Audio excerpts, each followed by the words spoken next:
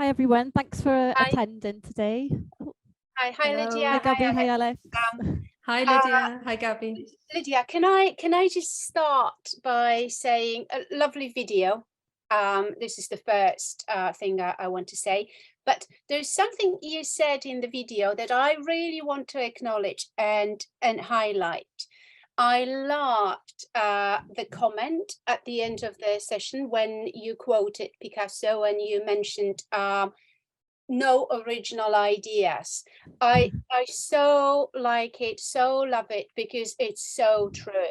I mean, when we think about EFL, teaching English as a foreign language, there's no original idea, no original methodology, right? No. So even original picking ideas things. are made up of other ideas. There's no more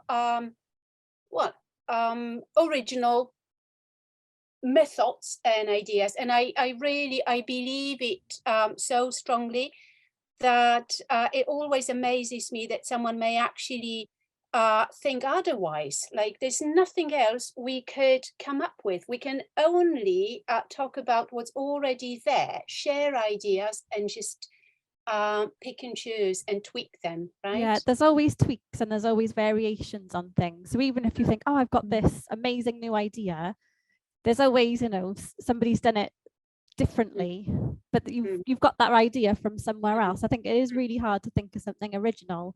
Well, I think, why do you have to think of something original as well? There's so many great ideas that this is what's great about teaching. You're not alone, are you? You share things with others. Yeah, I was try about new to things. say, why do we want to be original for the sake of being original? Just steal from people, learn from people, share with people. Yeah. If things sure work, Alex, they work, don't they? Well. Yeah, absolutely. Don't try and reinvent the wheel. I think we do that particularly after we finish our initial teacher training. That's right? True. Yeah. We pass the CELTA, we're like, oh, we've got to get all these materials now, all these games and activities. Listen, find some colleagues or, you know, teacher forums, however works best for you, and adapt to your teaching context, like you said. Definitely. Yeah, it's very easy to burn out, I think, when you're a new teacher, trying to find, you know, making new materials and make new things, and then you make these new things and then you realize that it's already been done before and I could have just used something else. Yeah, that's true, very true. Anyway, let's talk about warmers, fillers, and coolers and brain breaks. I'd like to, I mean, first of all, before I ask you my first question, I just want to comment on the importance of mini activities in our lessons. I mean, we may call them brain breaks or coolers or warmers or lead-ins, but the fact is that these are mini activities that we integrate into our lessons, and they are enormously powerful. I find these activities really powerful. They help students to gel.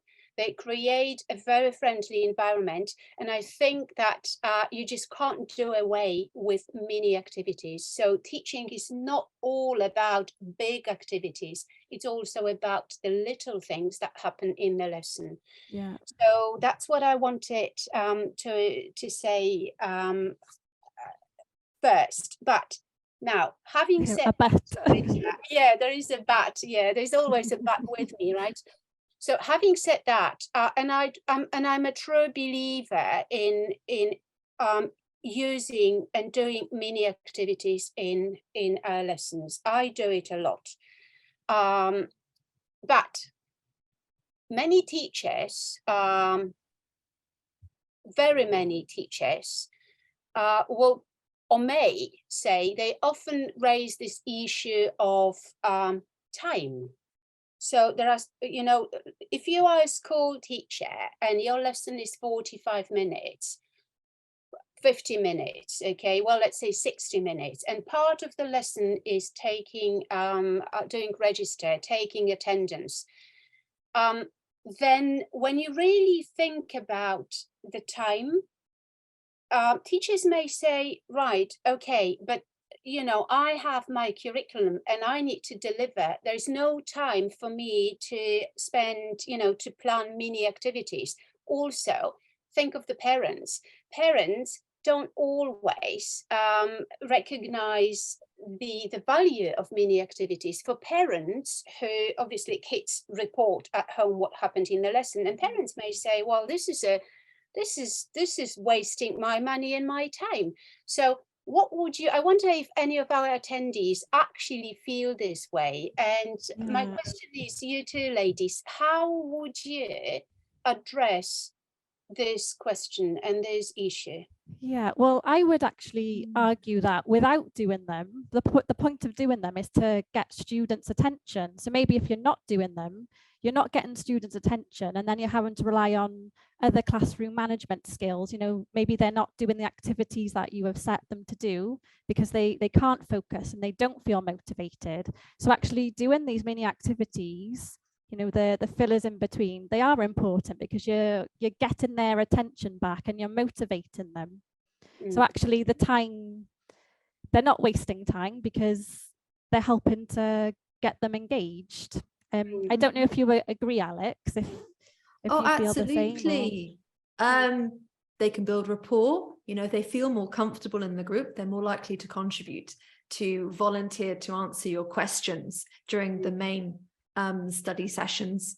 And yes, you can use fillers you can adapt them so that you are actually, in a sneaky way, you are recycling, reviewing some language that maybe they studied last week or last lesson, like you mentioned in the webinar. So they can be a source of learning and revision as well. Like, are you sneaky? Sometimes it's like you're tricking them into learning, because actually they don't have to be separate from the lesson. They can still be related to the content. So it doesn't mean that they're separate. It's just a way of helping them learn, motivate and retain the information. Now, I have two questions now, okay, but it's one at a time. First of all, I was wondering if any of the participants today would actually want to comment on this, because we are a really nice group today. Quite a few people from different parts of the world. So I was wondering how you feel about mini activities, whether you do it, and if you are a say a school teacher, and you teach, well, young learners or adults, it doesn't really matter. Do you have time to do mini activities in the lesson, or is there a problem of, I don't know, time limits, not enough time? I just wonder how you feel about this. Anybody who'd like to talk to us? I'm challenging you. It's just really I'm just really interested to know how other people, other teachers in other parts of the world may feel, because we are all based in the UK, and Sandra is saying that she's using them often. Oh yeah, to a different content. But you know, but then Sandra, when you use them often, but which activities do you use in particular? I mean, do you use warmers, fillers? I have to say, I don't like this terminology, and we are going to talk about it later. I really take issue with this, you know, what's a warmer, what's a filler, okay? It's completely irrelevant to my needs as a teacher.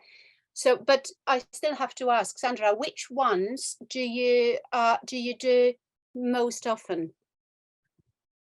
Warmers. With teenagers. Yeah, with teenagers, which makes a lot of sense, right, Lydia?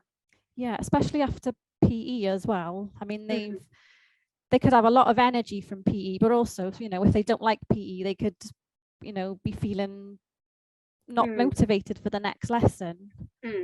Now, hard with teenagers. I'm going to ask you a question that really kind of involves Alex. Christina is saying some teachers, oh yeah, this is another thing. Yeah. What do we have to say about this, Lydia? Yeah. I guess especially inexperienced ones, like you said, they may overuse them or make them irrelevant.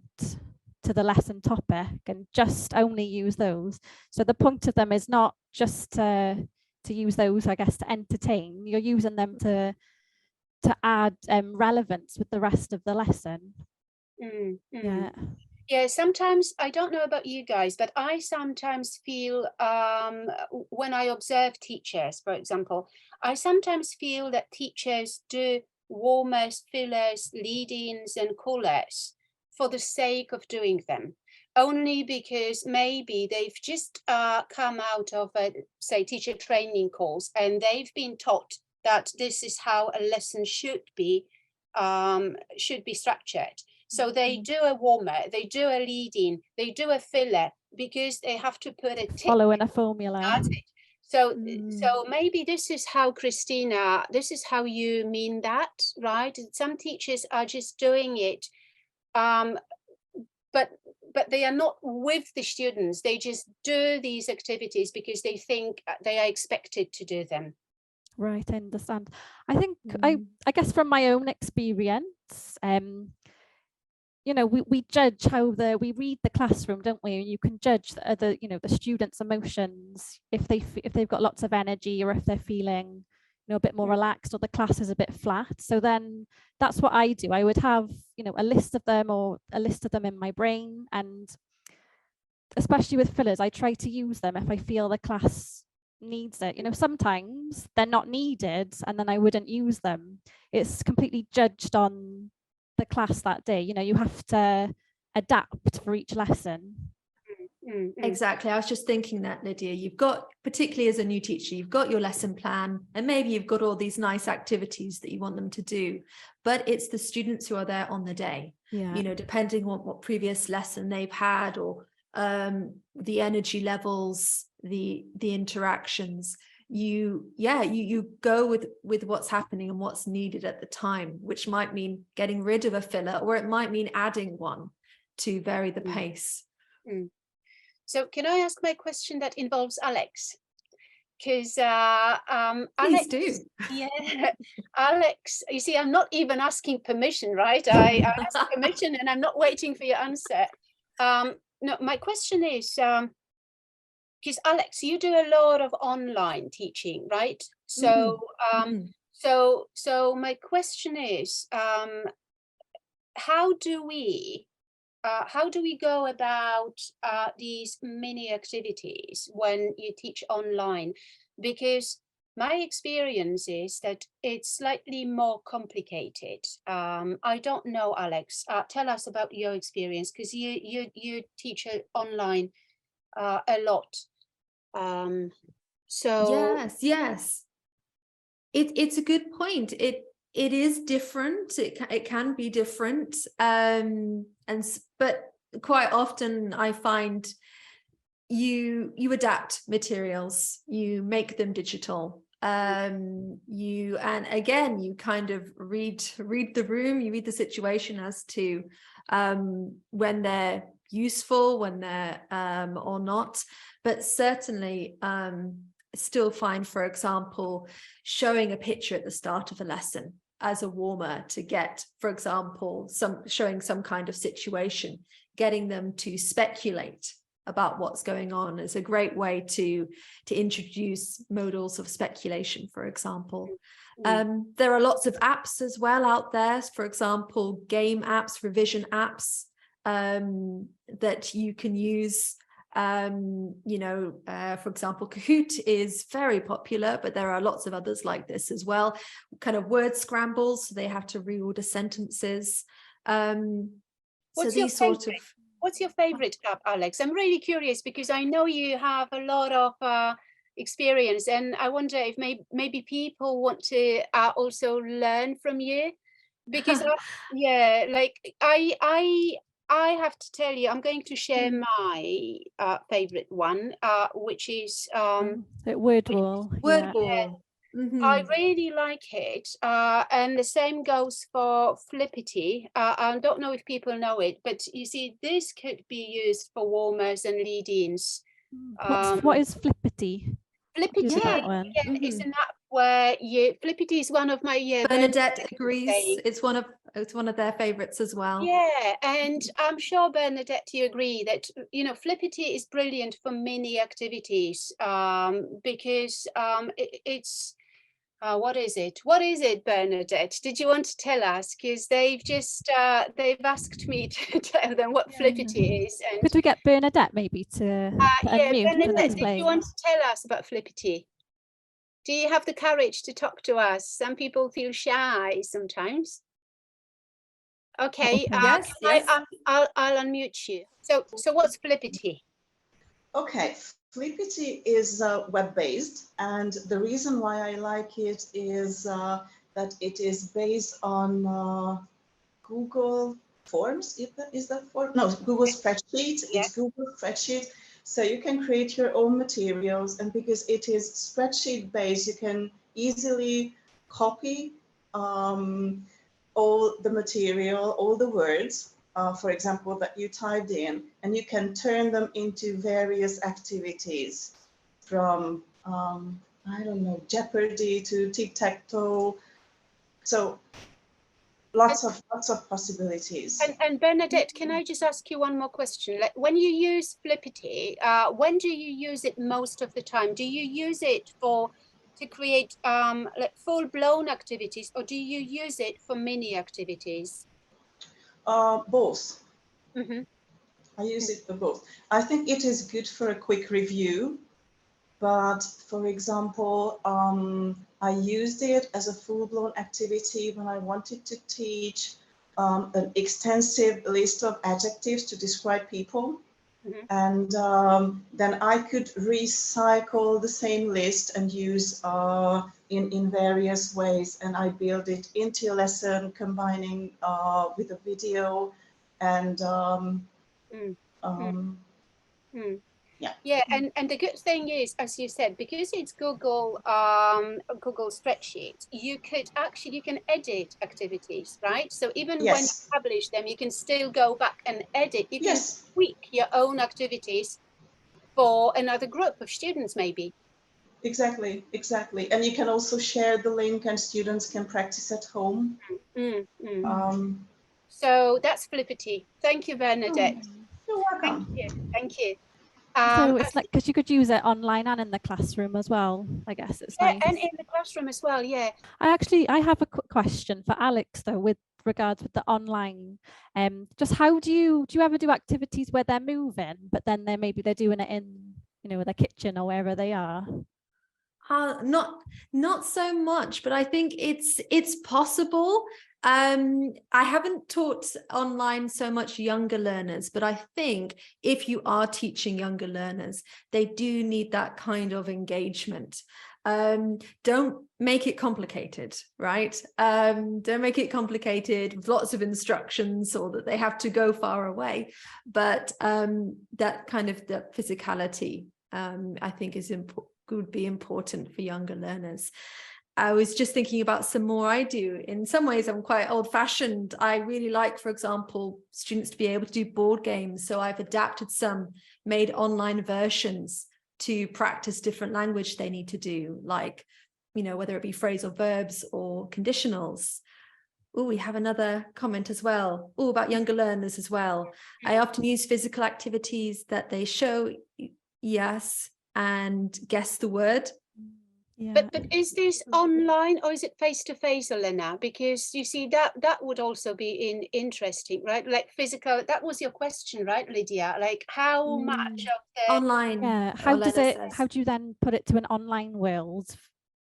Oh yeah, online. Elena, did you want to talk to us? Because you see, if that's what you do online, that was exactly, let me just unmute you. That was exactly Lydia's question. Olena, now let me find you. Guys, can you help me unmute Olena? Because I don't know what I'm doing, to be honest. Olena, yeah, okay, allowed to talk. Is that you, Olena? Yeah. Now you're muted. Can you unmute? Yes, yes, can you hear me? Yeah. Okay. Yeah. Hi, everyone. Yeah, nice comment. I'm not doing. I don't know what I'm doing, but always nice to know what you do. Well, teachers. I mean, as teachers, I mean, we often say that.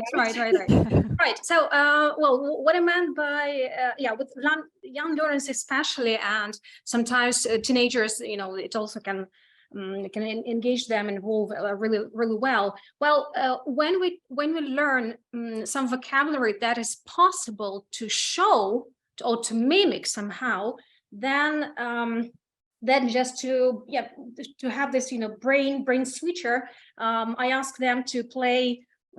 It could be, for example, in Zoom in breakout rooms. So I split them by pairs or by mini groups.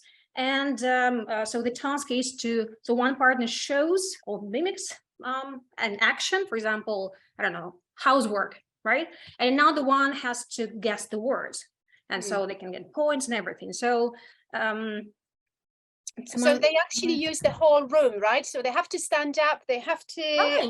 Yes, yeah. Right. So, you know, once they have camera, and well, most of the times they do have, so there's no problem at all, unless, you know, well, and again, mics also allow them to speak. So there is no problem at all. But can I ask you, Elena, because obviously, I mean, but are you talking about mini activities, or would that be a full-blown activity, which is part of the lesson, or a mini activity? Because if it's a mini activity, then my question is, how do you manage the time? Because this is, you see, I keep going back to my first initial question, because this is what I have been asked myself by many teachers, like, you know, what's the point of me even considering mini activities if I have no time to do it? So how do you manage, how much time do you spend on it? How, because it's tricky online in breakout rooms, you have to kind of, it's time. Well, first of all, time limits, and once since you do it regularly, then your students are getting more and more disciplined, and they start following the time, because they want to do, you know, to take the best out of the time given, and so they really speed up.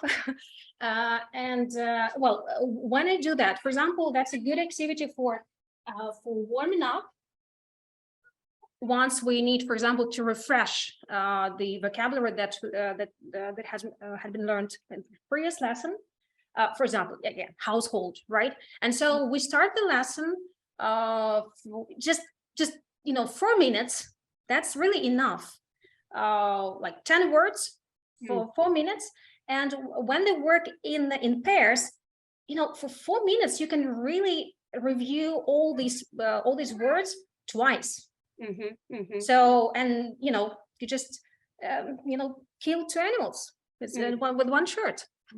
So what you're saying is it's doable. So no teacher who teaches online can say, sorry, I can't do it because I have no time. It is doable. Absolutely. Just the difference with the classroom is that well, it's just they see each other through camera, and that's all. And even if they do not see each other, then it can be okay. They do not mimic, then it can be done something with like explaining a word and like guess my words. So when they hear each other, or they can use chat, for example, if someone cannot speak, because, well, okay, I'm in Ukraine, and it's not always that we have good internet good enough for conducting, you know, full scale online lessons. So sometimes we just have to deal with just you know, just audio. And the most Elena, yeah, thank you ever so much. This was really a lovely contribution. So really, thank you. Stay with us, and hopefully you may come back later and comment on some other responses. Thank you, Elena. Thanks so much. So back to you, Lydia. Alex. Oh, just one thing I want to say. I never can't stop myself. Elena mentioned routine. And this is what you mentioned as well, Lydia, in your presentation. And I made a comment about it. You said when you were talking about the activity with pictures from New York Times, right? And you mentioned like you could make it a permanent feature of your lesson. You could start your lesson like this every single time. This is establishing routine. And Olena said that then it's easier to even give instructions because you train your students. So 5 seconds, click off your fingers and they know exactly what to do. Yeah, right? That's true. And it goes back to the previous question as well. We were asking, well, does it eat into too much time of the lesson? But like you said, if they know what's happening, then no, it doesn't. It's just straightforward then, isn't it? Yeah, so, and I really like, I like routine. I like unpredictability, but I also like routine in the sense that, you know, it's the concept of anchoring, right? Like your students, because we are different as people, as teachers and learners alike. So some learners like unpredictability, some learners hate it. So they need some constant permanent features in the lesson. So we kind of have to balance it out. We have to do both because if you have a group of students, then it's very, very difficult you have to kind of cater for both groups. Yeah. And they have to feel safe, don't they? So, you know, that building a routine makes them feel safe and comfortable, and then they're more likely to be motivated and to learn. But like you said, you know, add in something unpredictable in sometimes can also help keep them motivated. Great. Could I ask Lydia a question? Fire away. And I should say, of these questions, they're open questions, so I'll ask it back Gabby to you after. Of course, yes. And of course, yes, all the, you know, all our teachers listening as well. They're for everyone to think about if you can. So thinking about, you know, building rapport, particularly important at the start of a course, or at any point, to be honest. I was just thinking, what warmers do you think work best for building rapport among a group of students? And importantly, how best to engage particularly shy or reticent students in a warmer or filler activity? So that's really kind like of for all question. of us. But yeah. I really like, and I like that you've said, you know, when to include shy students as well, and you know, quieter, more introverted students, sometimes they do get overlooked, especially activities where it's group work, and the louder, more extroverted students kind of have more show time, and then the quieter students kind of fall into the background. So, you know, it is important to make sure that everyone feels included. So I guess I like to do mingling tasks, but just making sure and being aware of who you're partnering up with each other. So maybe, you know, putting two shyer students together so that they feel comfortable with each other, and not putting, you know, shyer students in with bigger groups, and just making sure that you're varying the patterns of interaction as well. So, you know, doing pair work is better for shyer students than putting them into group work. Good, very good point. And it's relatively low pressure because they're all kind of interacting with each other, changing partners, changing interaction. That's a really good point. But again, that's why they're important. It's because, you know, sometimes the shyer students, it could be because they feel anxious. And, you know, if with error correction as well, like I said, so, you know, they could be sitting there feeling really nervous, but doing a filler or doing a brain break can help snap them out of feeling nervous or anxious because they're taking them out of their head. If that makes sense. Yeah, it does.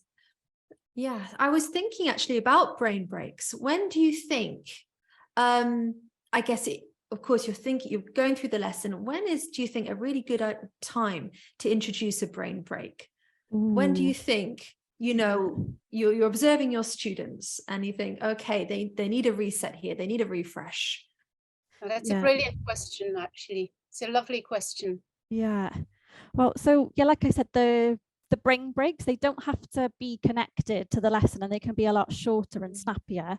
So I guess anytime that you feel the students' energy going down, or if you want to calm them, if their energy levels are too up, then that's when I would use them. So for example, I teach ESOL students, beginner ESOL students, so that can be quite, you know, challenging for them, because some of them can't read or write, and so they might find, you know, it difficult and they feel anxious. And so I would notice, you know, read the classroom and see how they're feeling, and then I would use something, you know, even something as simple as a little meditation, or just stand up, sit down. I've even played Simon Says, you know, with the adult students, and you know, they enjoy it, and it helps them to snap out, but they're not ready to snap back into the lesson.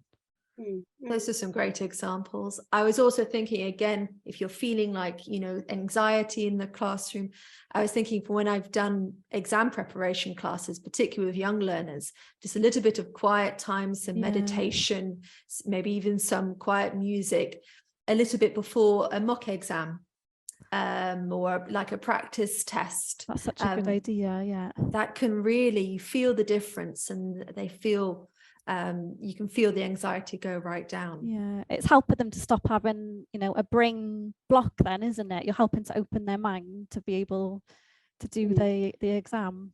That's a good way to put it. Can I tell you a little secret?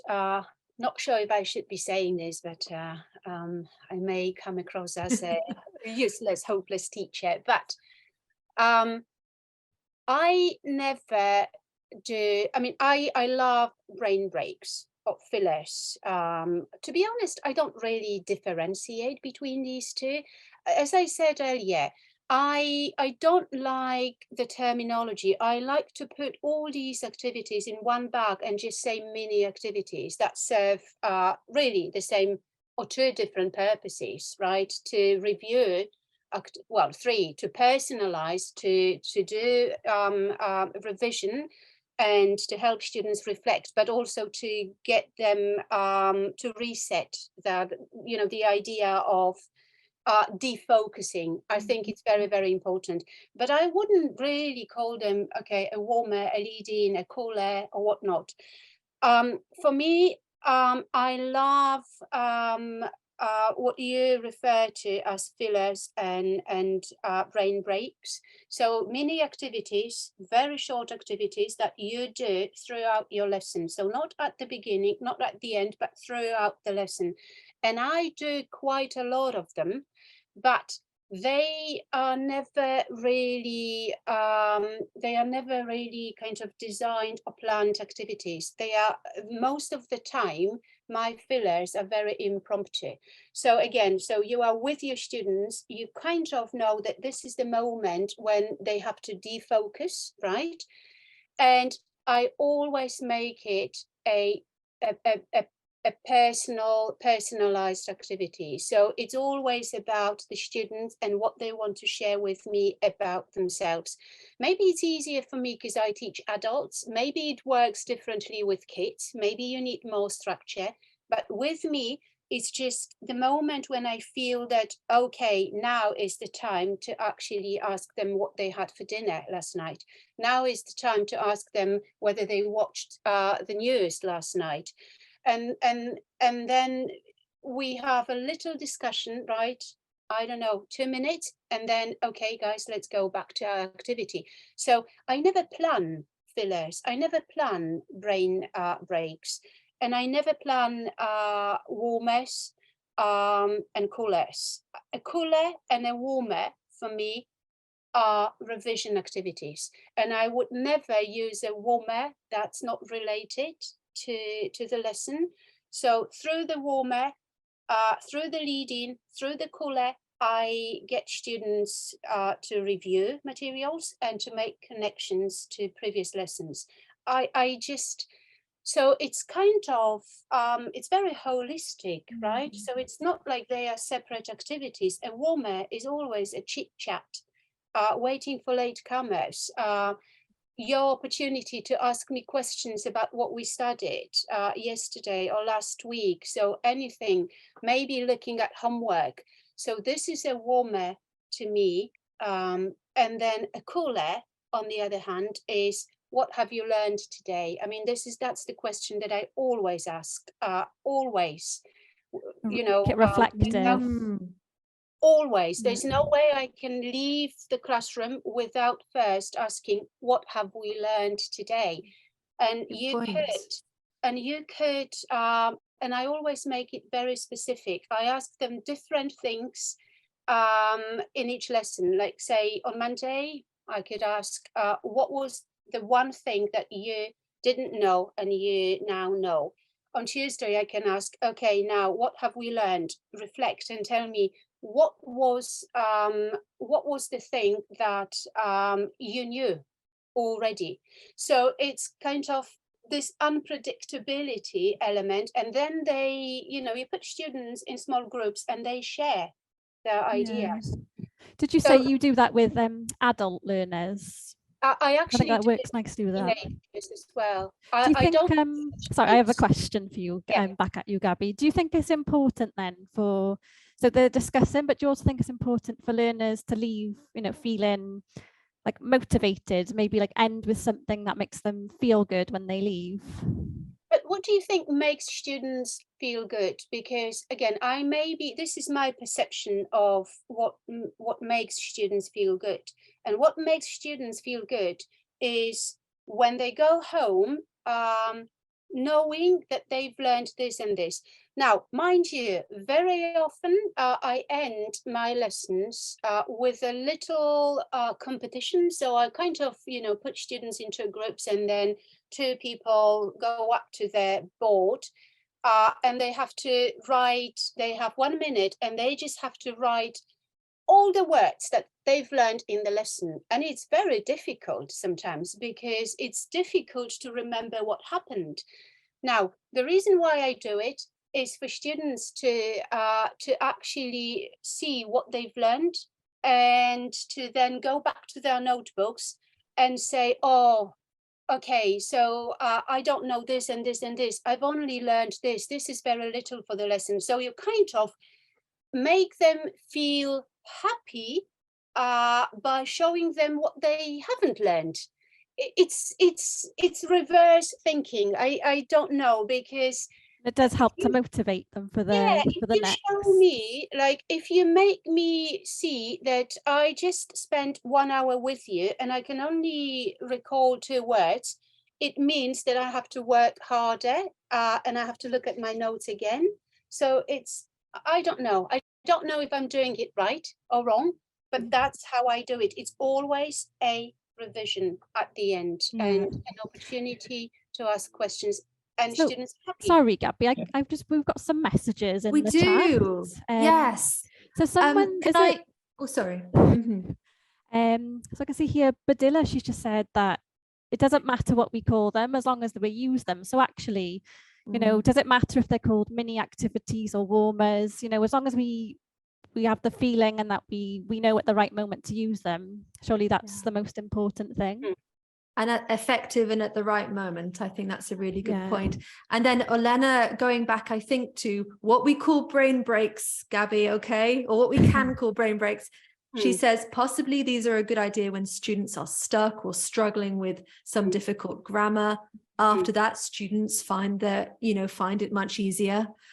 Really good point. And then we have a new comment as well, which I haven't looked through yet. Maybe we can. Yeah, let's look at it together from Kinga. Maybe Kinga, did you want to talk to us? Because you do mini activities. It may be faster if you just tell us, because otherwise I will be speaking non-stop. And Lydia and Alex.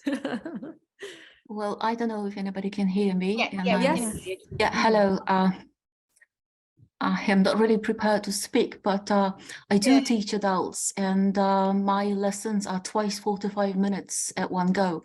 That's quite long, and I desperately do need them to take a break, because it's just monotonous, tiring, whatever you do, especially if it's a text to learning grammar, vocabulary, whichever it is, or listening.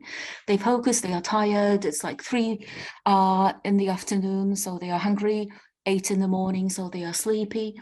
And I found that when everybody can share just real quick, for lack of time and for this not to be depressing, and share things on which they actually do have to think. It's not it is not mechanical. Yeah, somehow it works on the emotion. So like I said about the color of socks that you wore 2 days ago, actually not many people remember, and it's so funny to just realize that you don't, that they come in refreshed. It lasts 30 seconds, but for the 30 seconds they are immersed in a totally different reality, and when it's over, it's like a new day, sort of. Whatever the boredom was, or things. Or I ask them, I don't know, I start with a number, relatively high number, and I ask them one by one to just double it or triple it or double it and deduce 3. Yeah, it's something for somebody who is 7 or 8 years old.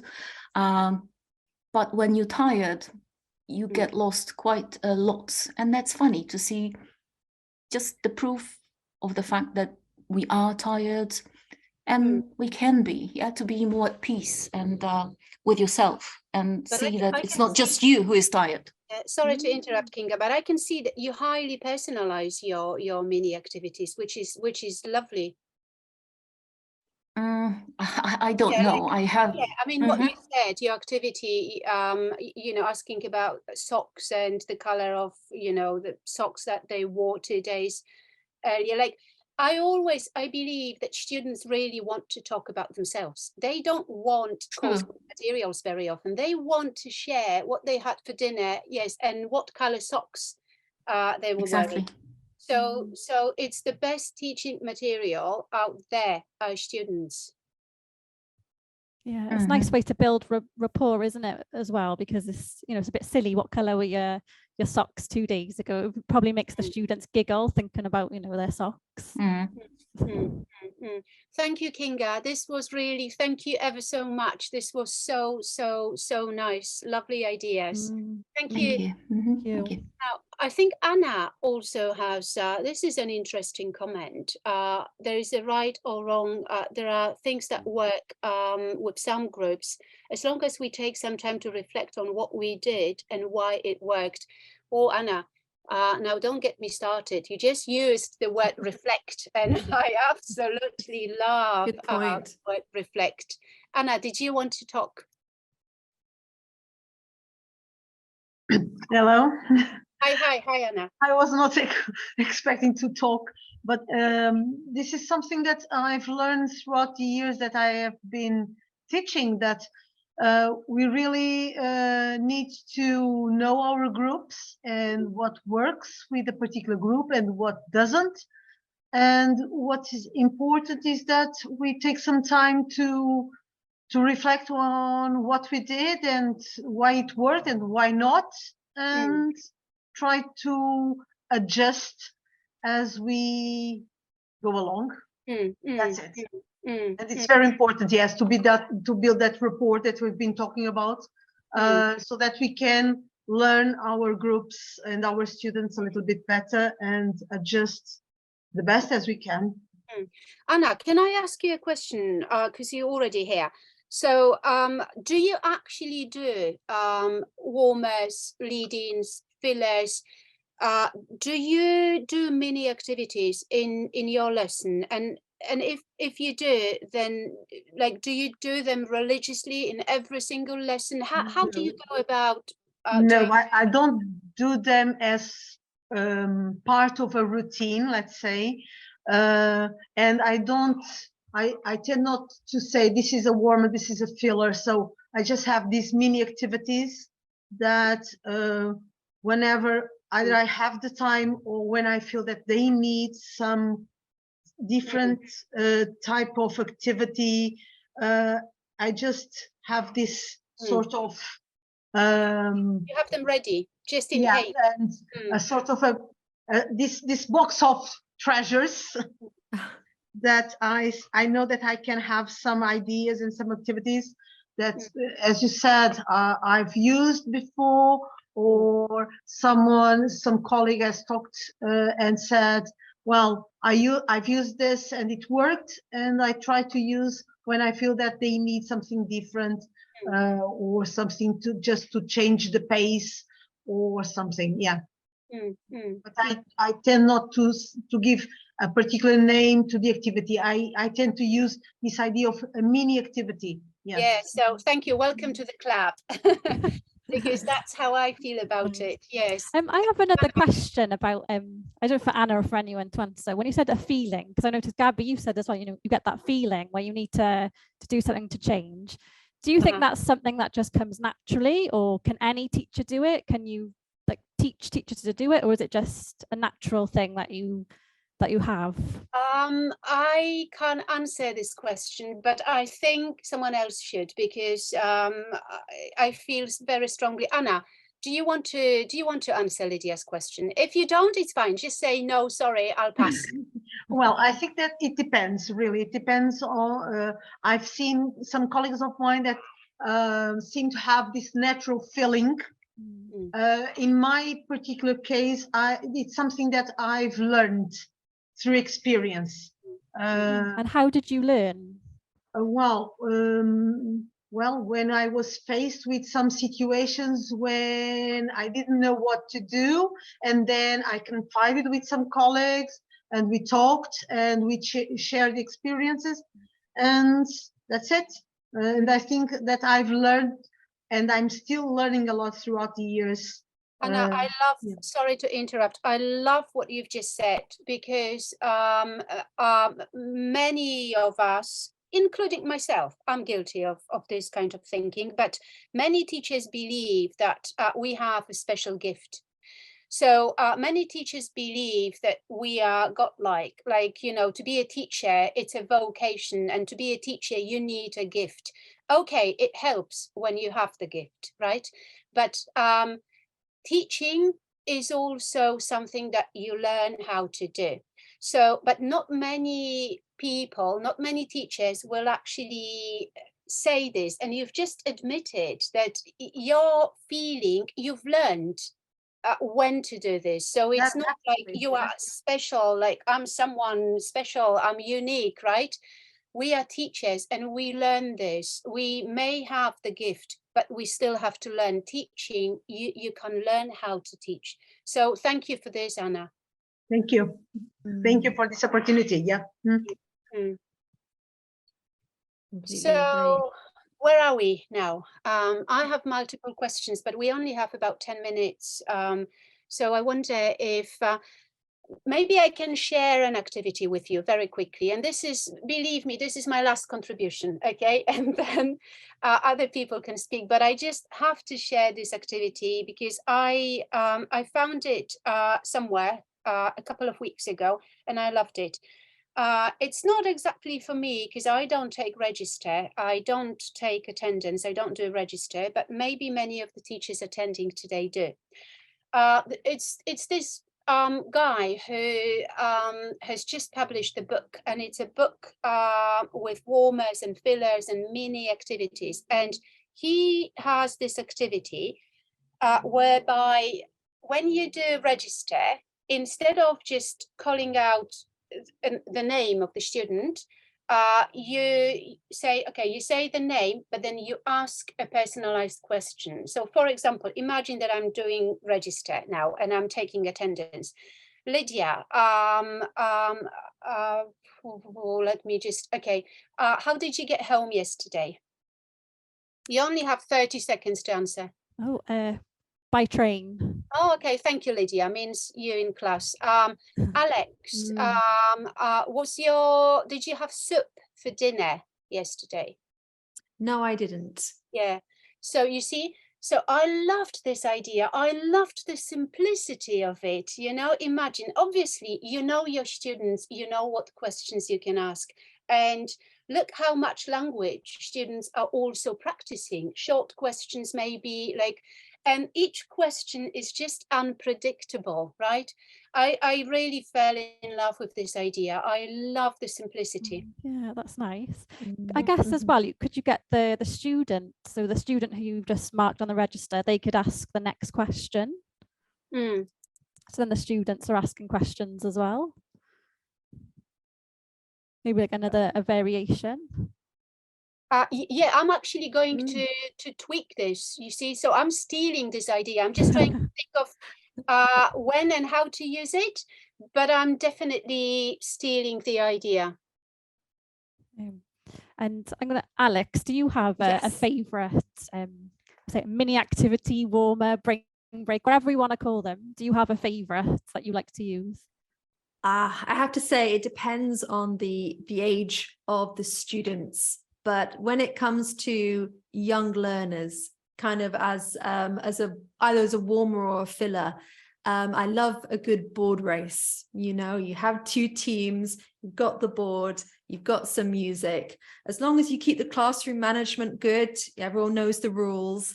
You know, everyone knows, you know, not to get too excitable. It can be a great way, for example, to revise some revision from a, you know, revise some vocabulary, sorry, from a previous lesson, or a great way to kind of see what vocabulary or phrases students know from the lesson you're going to teach today, kind of more as like a lead-in. So that's my favorite for young learners. Nice. With adults, anecdotes, all that sort of mingle activities, role plays can be fantastic. I also have a burning question I'd love to ask the group, but I think we're also getting some comments as well. I'll ask my question quickly, which is for everyone, which is, because I know it's true for me, are there any warmers or fillers you're interested to try, you've heard about, maybe you've seen other teachers do, but you have avoided so far for whatever reason? Well, that's a good question. And why? Yes. For me, it's dictogloss activities. I love Why? dictogloss, Alex. Oh, I don't know. you'll fall Too in scared. love. Do it once and you'll fall in love. Yeah. This is one of my top favorite activities. Lydia. Because you can still do that online as well, the dictogloss. Nice little And transferable. Really good question. So an activity that I've never tried for whatever reasons, but I would like to try it. Maybe because I'm afraid to try. I can tell you what I think what I want to develop more of in my case is mini activities for pronunciation. Okay, because that really is a challenge to be able to actually run a mini activity, but a nice creative activity, not regular, you know, pronunciation activities, but something nice to address pronunciation and kind of, you know, do it as a brain break or as a filler, right? But something that lasts 1 minute, 2 minutes, but it's tongue twisters are possibly would be useful because they're fast. I don't like tongue twisters. I just What? don't feel, yeah, Why I not? You know why? Because I don't feel they are really authentic. Participants. Ah. They are not authentic, guys. Can you comment on this? Participants, tongue twisters. What do you think? But the sounds that I they're love making them. are authentic though, aren't they? They come out. They are. They can be stories from the history of the country sometimes. Yeah, but you see, the issue I take with this is the fact that students may not be able to make connections between the pronunciation problems they have and Something real. So you are kind of doing it, Potentially. but there is no immediate link between students' immediate problems. Well, I've just thought of an idea that popped in my head with the pronunciation, because this happened in one of my lessons. So again, they're beginners. And they said, we were trying to say bin, but they thought I said pen. So you could always show things, and then from their pronunciation from that, if it's the e or the sound. So we could do minimal pairs, but showing the objects, real objects Minimal in the pairs. classroom. Olena's talking about pronunciation journeys. How do you mean, Olena? Yeah, do you want to talk to us? I wonder if that's the like a map. the mazes, the maps. Yeah, like the maze for with example. the snakes and the ladders. Yeah. But, Yes. but this is the thing. Maybe it's just my problem. Maybe because I've been teaching for too long and I just don't use published materials anymore because they are not for my students, I always feel like whatever is published, okay, whoever published it, they've never met my students. So so I like to get inspired, obviously, you know, by activities, but then I like to tailor them. So this is why they're all lovely activities, but I need something for me, for my students, for 2 minutes. Maybe you could make a board game like that on the, make a personalized one on the board with different sounds which you know your students need to practice. Yeah, so you see, so this is exactly going back to your question, Alex, that's exactly my struggle. Yes, yes, I understand. So you can personalize those journeys, Olena is saying. Yeah. Did you want to tell us how?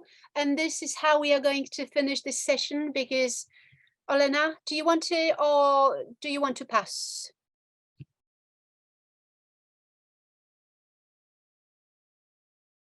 If you wish, yes, we wish. Okay, can you hear me? Yeah. Yes. Tell us. Oh, well, thank you so much. I know I'm too talkative. I'm sorry. Just I really love these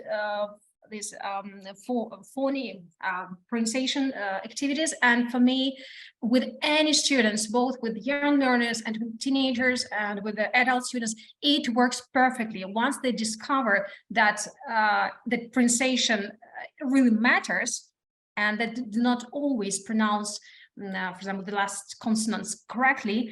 Then, you know, they start to get, oh, really? So me, I can be wrong. So it really works well. And the way I sometimes personalize, for example, for adult students, is I ask them to put their names. I mean, names of the cities that they want, for example, or some local, some places that they choose where they want to take those partners, for example. And another pronunciation activity which I really like is Adrian Underhill pronunciation chart.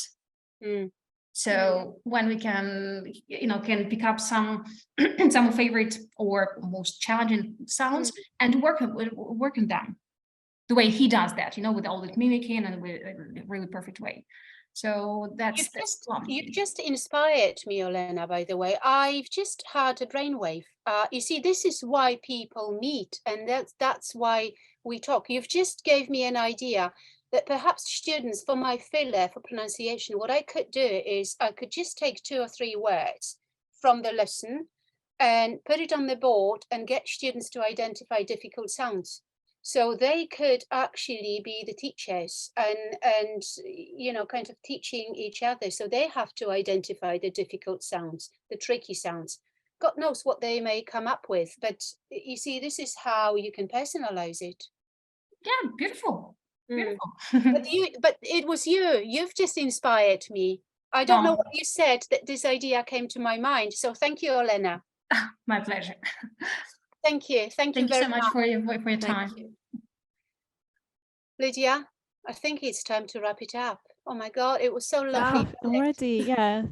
It's really nice just like hearing everyone's ideas and suggestions. Like we said, hopefully everyone's taken something and pinched something and we can all try something new, you know, during the week in our classes.